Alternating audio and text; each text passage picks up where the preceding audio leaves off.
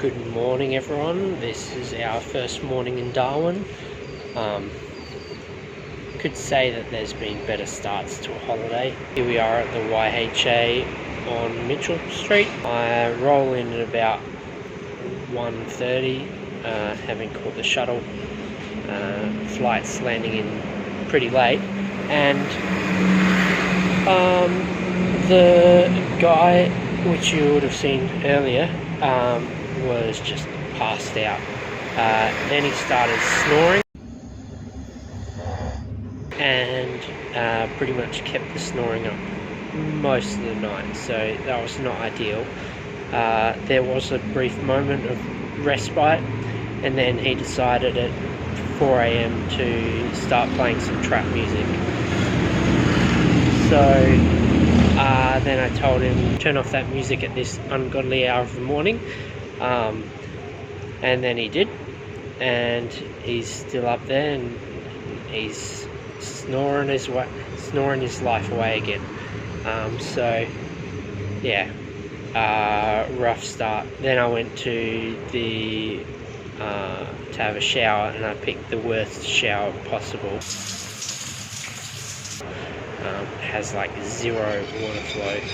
Tried another one and it's much better, so next time we'll try that one. But I'll just show you that now as well, because it's just like a joke. This fella, eh?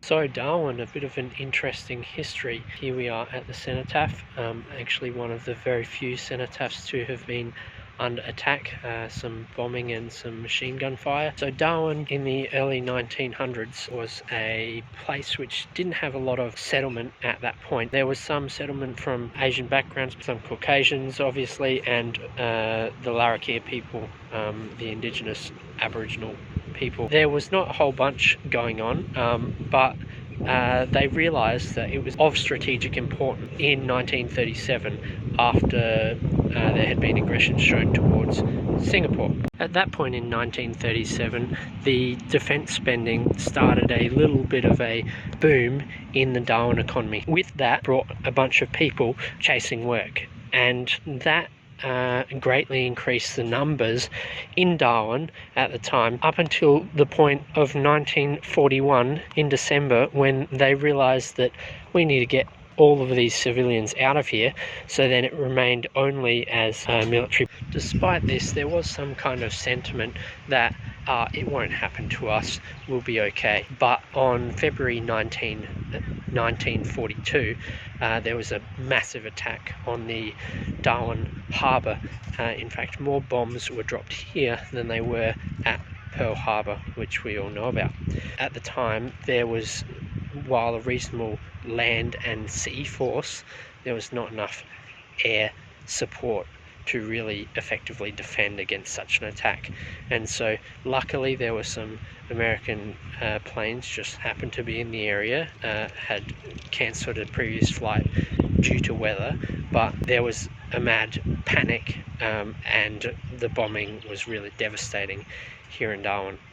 So there's this really big history of the first attack in Australia being held here, and 236 died in Darwin as a result of those attacks.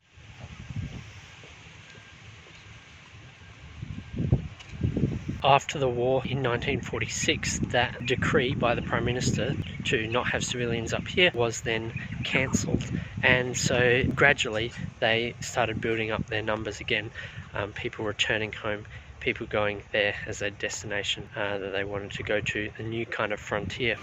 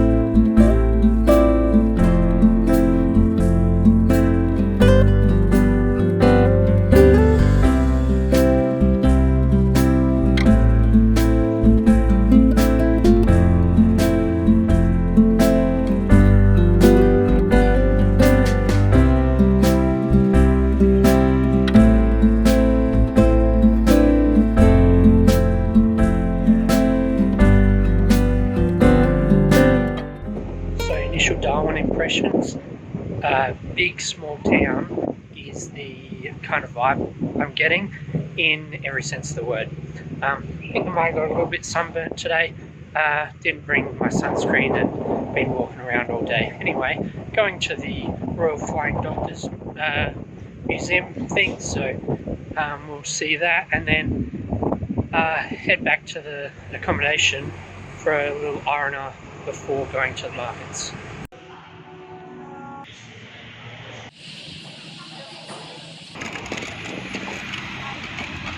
Tell you what, I've missed the boat on these scooters.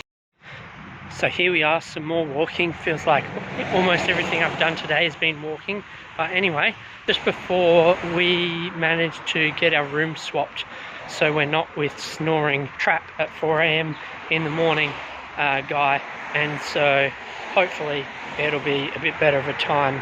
It's with some older bloke who has retired and lives on a yacht and is just yeah, anyway, seems a good bloke, and he was talking about a similar kind of incident that he had to deal with recently, so maybe he's one of the good guys in this hostel, making my life easier when I do want to go to sleep. So hopefully we're going to catch these sunset markets and see the sunset over the Port of Darwin or whatever it is. Should be good. So while not technically the northernmost point of Australia, I am going to touch the waters off the north of Australia. Look at that. How's that sunset?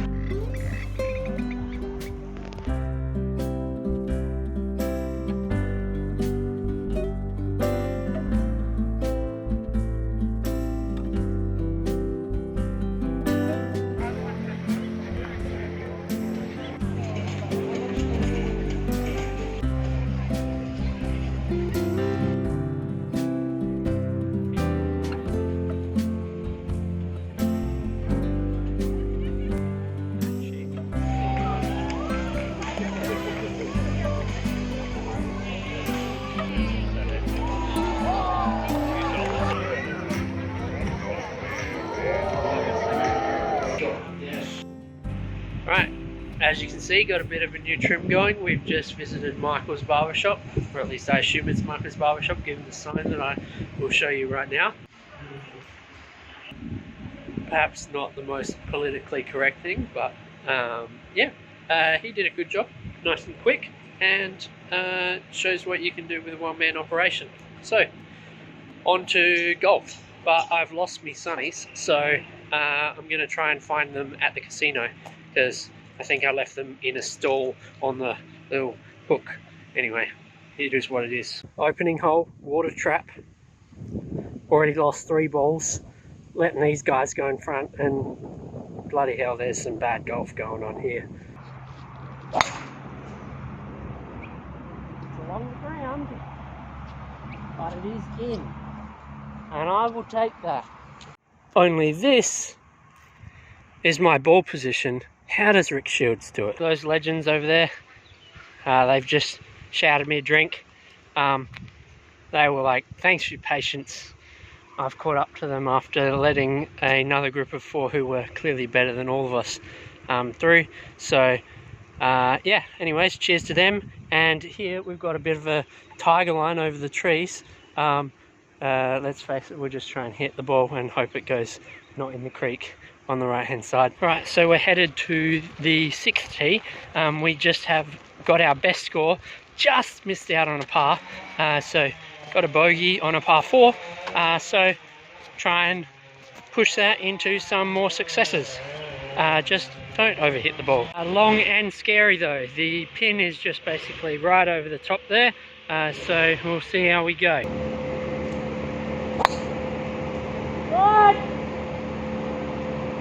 It's taken me a while to kind of get the hang of it. The last few rounds have been a little bit better, just trying to not hit the ball as hard.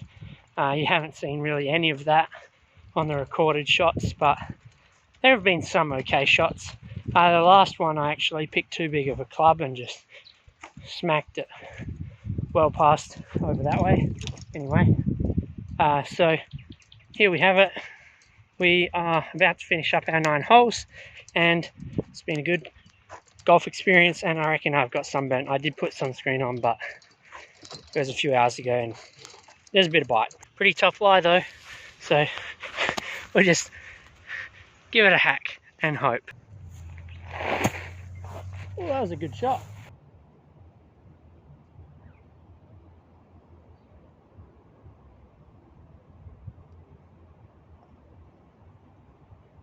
That's a good putt, that's a good putt. Hit one good putt all day, but still counts. Cheers. Alright, so here's the plan. There's some cricket nets over there. There are some lads just getting padded up and whatnot. I'm going to try see if I can get somewhere over this fence, not over the barbed wire bit, and then see if they need a net bowler. I mean, when in Rome. I did go ask the lads. It's a no.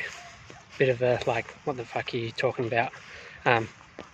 Anyway, it is what it is. I tried. 1 hour later. We got there. Coach over there. Good lad. Seconds and thirds. Good blokes. Not so much the first. Waratah Cricket Club.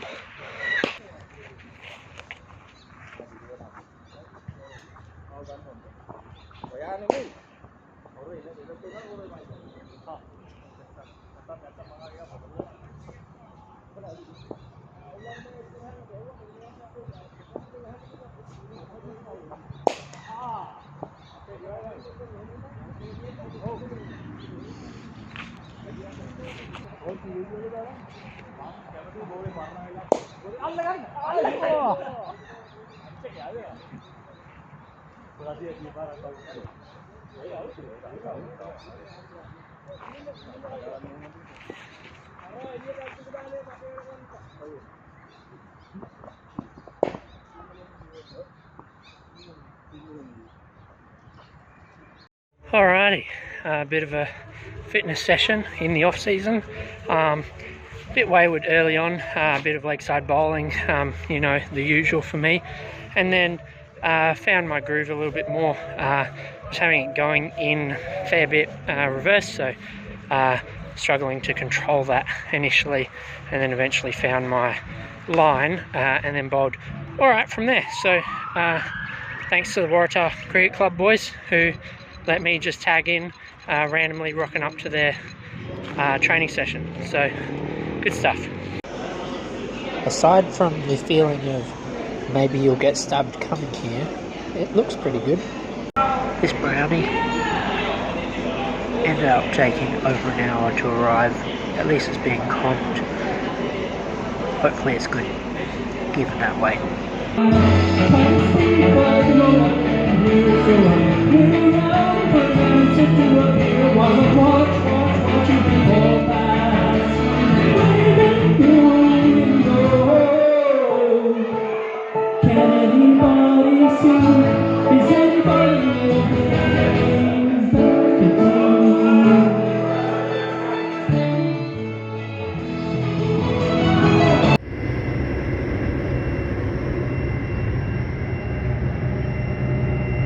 The female will grow to 3.5 metres and stop growing at that point. As I said, he's not fussy, and he doesn't have to be hungry.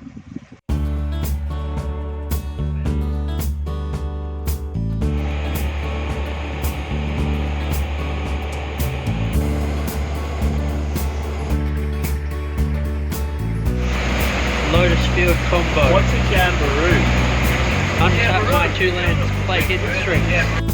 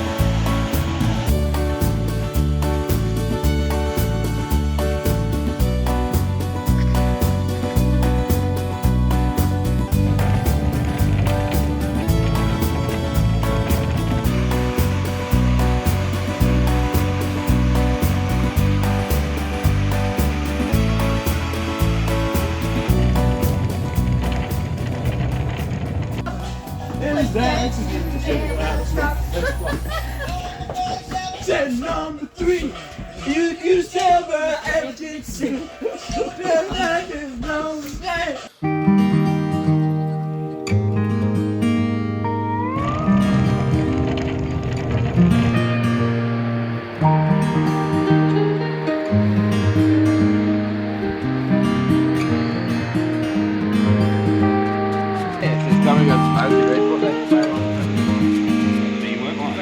We're not playing. Do you? Everyone was looking at me like I was crazy and licking ants. Look at you now.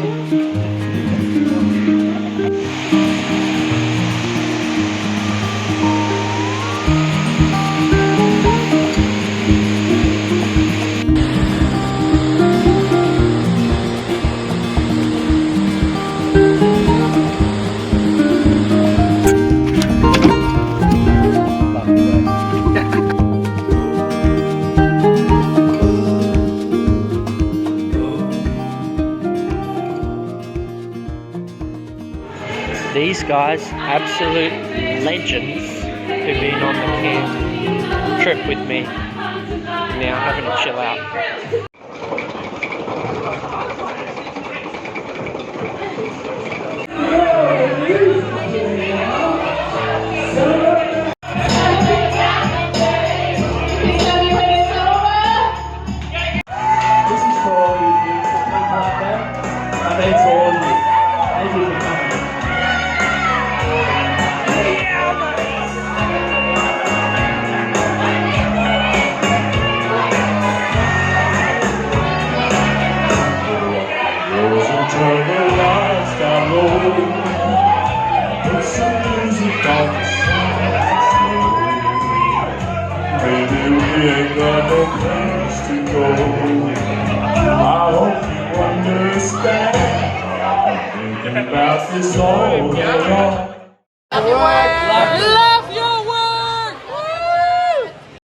Alrighty, and so I'm now back in Darwin after that Kakadu and Litchfield 3-day expedition.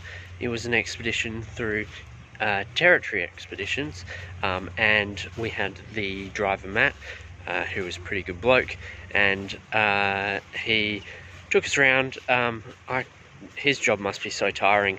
We were just like napping all the time on the bus, but he's doing many hours driving. So in that respect, it's like if you don't want to sit on a bus, then maybe not the tour for you. Kakadu has lots of driving, but from an overall kind of standpoint, I thought it was a very good experience. We had a good group of people, mostly solo travelers, and so that kind of helped us get on together and have some good group dynamics. So had an absolutely awesome time with the people. It's the people that made it. Really, territory expeditions is targeted towards a younger demographic, and though we did have a couple of older people on our tour, there were a bunch of people in a similar kind of age range, and so we got along well and all was well. The benefit for me as well, being a solo traveller, is that then I got to meet other people. It's quite easy when you're solo travelling to kind of just get stuck, I guess, and just be doing your own thing solo and not have much interaction. So it was really good to have that. Then there was a big night that followed as we returned last night, which I'm sure you would have seen a little bit of by now. But yeah, karaoke, good times, good drinks. My voice is a bit croaky. It was much worse this morning, but that's what happens when you're out on the town. Alright, so hope you've enjoyed my trip in Darwin, and I am going to leave you with that.